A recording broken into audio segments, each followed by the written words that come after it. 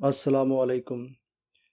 میں اپنے چینل اسلام، قرآن اور ہم میں آپ کو خوش آمدید کہتا ہوں۔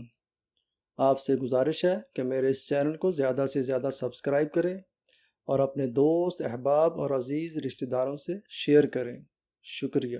ہر چیز کی اپنی کچھ نشانیاں اور علامتیں ہوتی ہیں جس سے وہ پہچانی جاتی ہیں، اور چونکہ اللہ تعالیٰ نے اپنی رضا اور اپنی خوشی کو بندے پر اپنی سب سے عظیم نعمت کے طور پر یاد کیا ہے، اکثر لوگوں کے دلوں میں کبھی نہ کبھی یہ سوال ضرور اٹھتا ہے کہ ہم نماز پڑھتے ہیں، پورا رمضان روزے رکھتے ہوئے ہو گئے، تو کیا خدا ہم سے راضی ہوا یا نہیں؟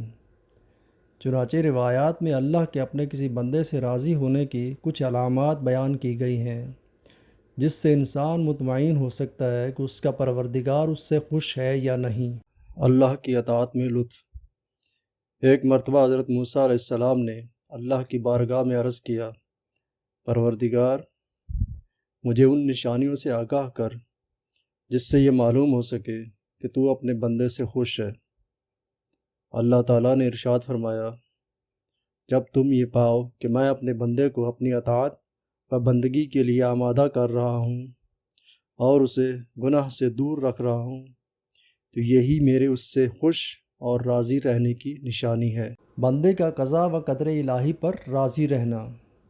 حدیث کی روشنی میں کسی بندے کا اپنے پروردگار کی قضا و قدر اور فیصلوں پر راضی رہنا اور اس کے کسی فیصلے کے خلاف حرف شکایت زبان پر نہ لانا اس امر کی دلیل ہے کہ اللہ اس بندے سے خوش ہے۔ چنانچہ امام علی علیہ السلام کا ارشاد گرامی ہے کہ اپنے بندے سے اللہ کی رضا کی علامت یہ ہے کہ وہ اللہ کے ہر فیصلے پر راضی اور تسلیم رہے، چاہے وہ فیصلہ اس کے فائدے میں ہو یا نقصان میں۔ مساکین کی محبت۔